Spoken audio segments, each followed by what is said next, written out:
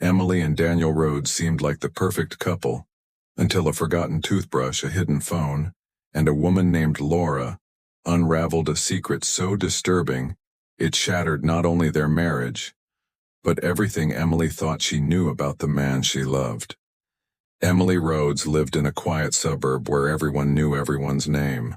Her days followed a comfortable routine: morning school drop-offs, grocery runs, yoga classes, and preparing warm dinners before her husband Daniel returned home from work.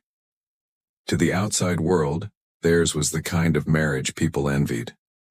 They had two beautiful children, a well-maintained home, and a shared smile that made them the picture of suburban harmony. Emily took pride in being a good wife and mother.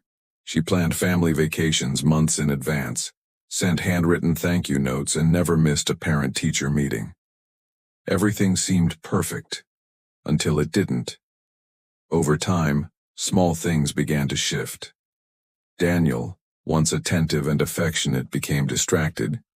He would drift off during conversations and claim to be swamped at work more often than usual. Late nights became frequent. He kept his phone close, sometimes even taking it with him into the shower. At first, Emily told herself not to worry. After all, Daniel had a demanding job as a financial advisor, and stress came with the territory.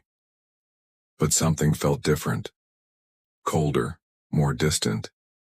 It wasn't just long hours anymore. It was the look in his eyes, as if he was always somewhere else. Emily first suspected something was off when Daniel missed their youngest daughter's school play, a date he'd promised he'd remember. When he returned home that night, he mumbled an excuse about a client emergency and collapsed into bed without even asking how it went. That night, Emily lay awake, staring at the ceiling, replaying his behavior over the past few months. The shift hadn't happened overnight, but it had settled into their home like dust on forgotten furniture. Quiet, subtle, and hard to ignore. Then came the business trip. Daniel told her he had to attend a weekend conference 2 states away. It wasn't unusual for him to travel, but this time something felt off. He booked the trip last minute and avoided details. When he returned late Sunday night, he looked tired but anxious, more so than usual. As he hugged her hello, Emily caught a faint, unfamiliar scent on his jacket, something floral, not like his usual cologne. It clung to the fabric in a way that suggested closeness. She didn't say anything.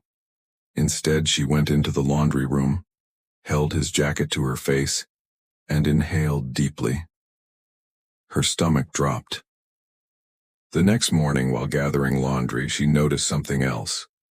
In Daniel's travel bag, zipped inside a small side pocket, was a second toothbrush, still damp. There was no reason for him to carry 2.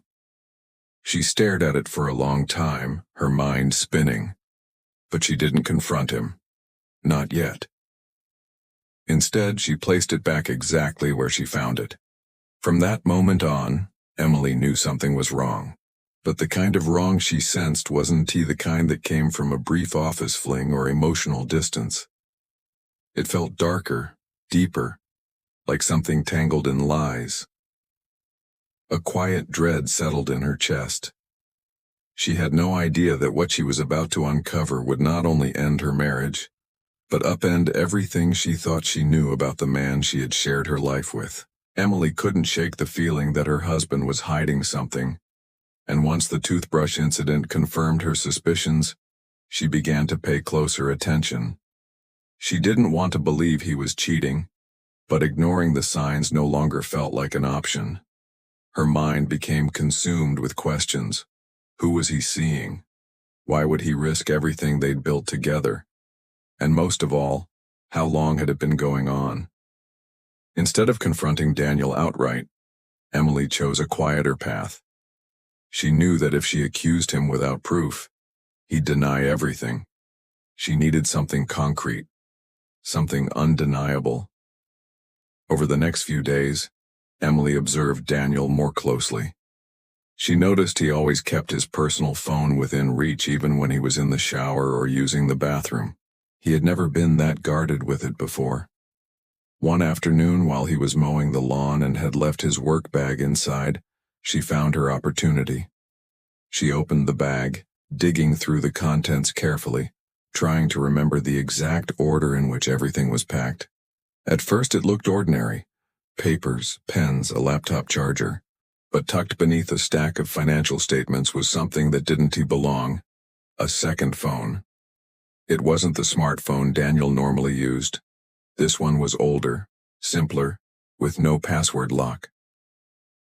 Emily's hands trembled as she powered it on. It had just a handful of apps and only one contact saved, labeled with a single letter: L. The recent text messages were filled with affectionate words, private references, and inside jokes she didn't understand. Some were romantic in nature, others cryptic and vague. But it was clear: Daniel was having an affair. And whoever L was, she wasn't just a fling. The tone of the messages suggested a deep, long-term connection. Her heart pounded as she scrolled through the conversations. They spoke of missed years, of finally being together, of secrets no one else could know. One message mentioned a familiar place: a lake house in upstate New York.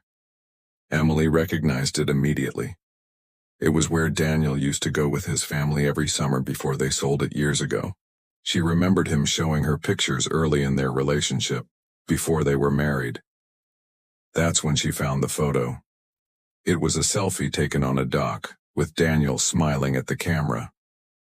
Standing behind him, barely in frame, was a woman. She had long, dark hair and pale skin. Emily had never seen her before, but there was something oddly familiar about her. Something unsettling in the shape of her eyes, in the way she tilted her head. It didn't make sense. If this was the other woman, why had Daniel taken her to a place so tied to his childhood? Emily quickly took screenshots of everything: texts, the photo, even the contact info. She emailed the files to herself, then powered down the phone and placed it exactly where she found it. She couldn't confront him yet, not until she knew who L really was. Deep down, Emily already sensed this wasn't just about infidelity. The nature of the messages, the history they hinted at, it felt far more twisted than a simple affair. Emily knew she was in over her head. The messages, the photo at the lake house, the coded references, they pointed to something much deeper than a casual affair. The emotional weight of the texts suggested a bond forged years before she had even entered Daniel's life. Her instincts screamed that this was more than adultery, so she did what she never imagined she would. She hired a private investigator. The man she found was discreet, experienced, and known for handling delicate domestic cases. She gave him everything: the screenshots, the photo, and every detail she could recall. Within a week, he returned with information that made Emily's blood run cold. The woman in the photo was Laura Bennett. She was 34 years old, lived in a small city about 2 hours away, and worked as a freelance graphic designer. But that was just the surface. According to public records and old family archives, Laura Bennett was Daniel's half-sister. The private investigator had dug into Daniel's past, deeper than Emily ever had. She had known that Daniel's parents had divorced when he was young, and that his father had briefly remarried before dying of a heart attack years later. But what she didn't know, and what Daniel had never mentioned, was that his father had a daughter from that second marriage. Laura. Born during a chaotic time, Laura was put into the foster system after her mother lost custody. She and Daniel had never grown up together. In fact, there were no public records showing that they had ever lived in the same household. But according to the investigator, the two had reconnected when Daniel was in college in his early 20s. That's when things took a disturbing turn.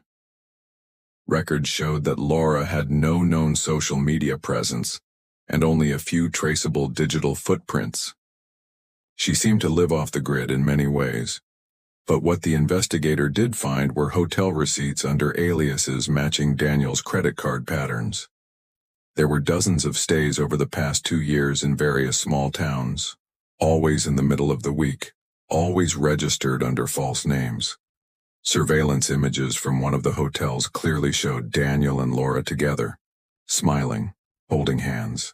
Emily could hardly breathe. The puzzle was falling into place, but the picture it revealed was sickening. Her husband had not only cheated on her, he had done so with his own blood relative.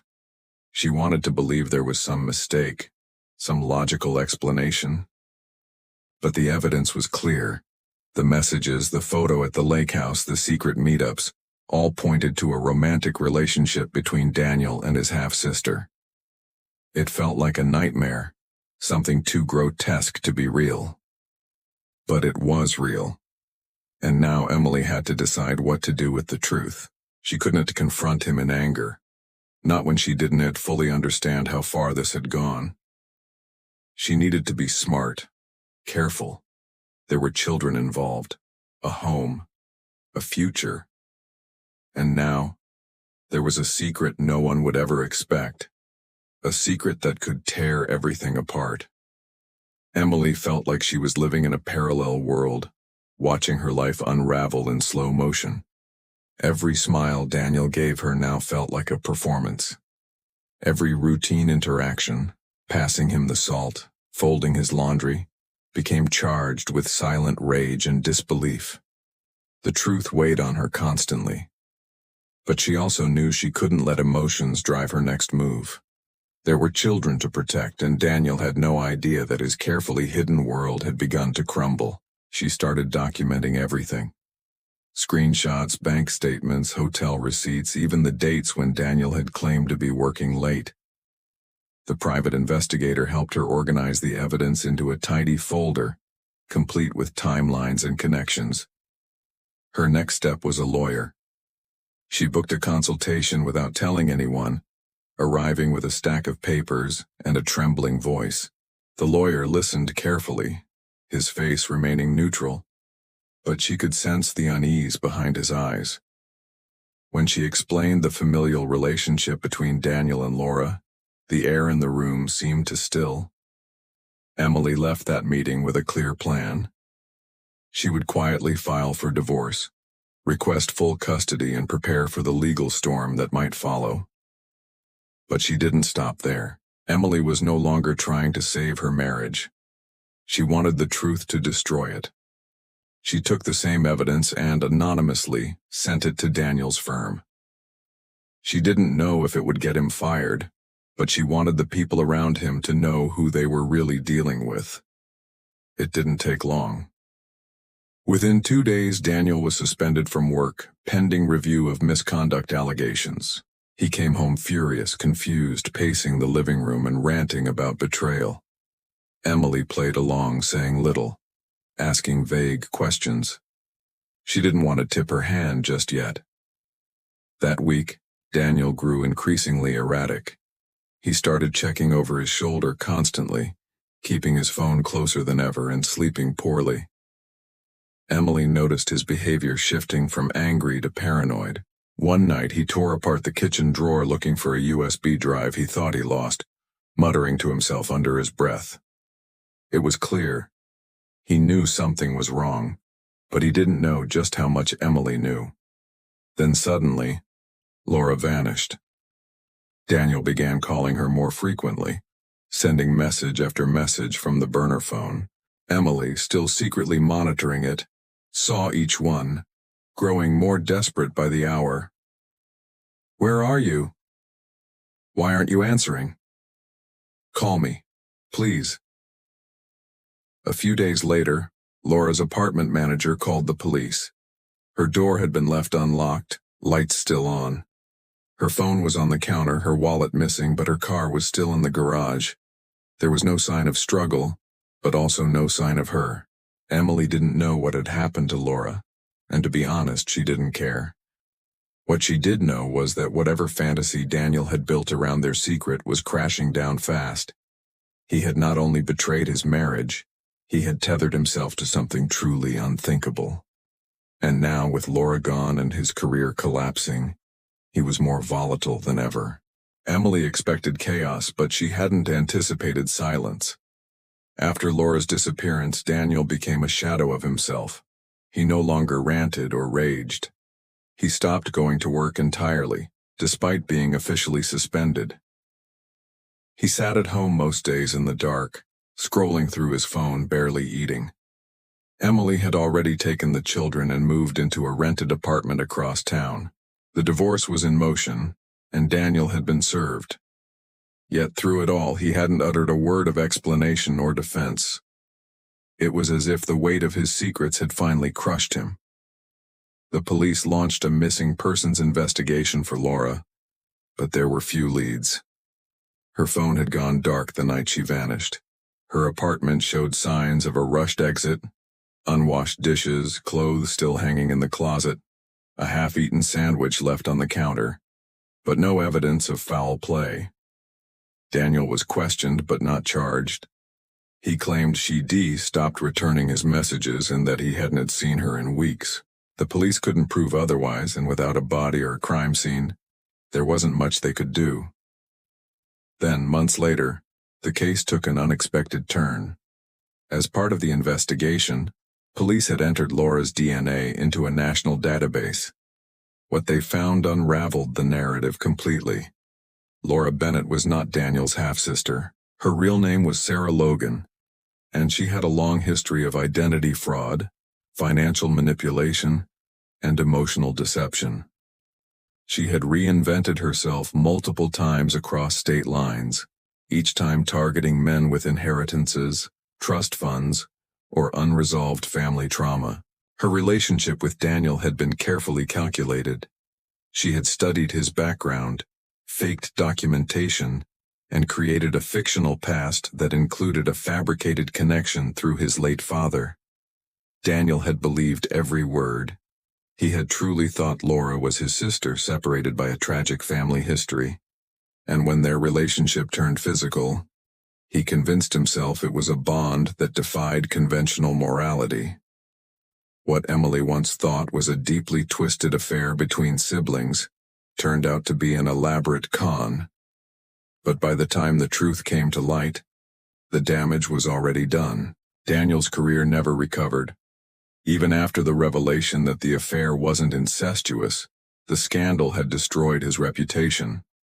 His clients had walked away. His employer quietly let him go. Friends vanished. He now lived alone in a small, sparsely furnished apartment, estranged from his children, cut off from the only life he'd ever known. Emily never spoke to him again after the divorce was finalized. She didn't want an apology, she didn't want answers. She only wanted peace. Laura, Sarah, was eventually located in Mexico, living under yet another alias. She was arrested and extradited back to the U.S., charged with multiple counts of fraud and identity theft. She never explained why she targeted Daniel specifically. Maybe it was the money. Maybe it was the thrill. But for Emily, it no longer mattered. The story she had uncovered turned out to be more than betrayal. It was a labyrinth of lies that reached far beyond anything she could have imagined. And somehow she had made it out the other side.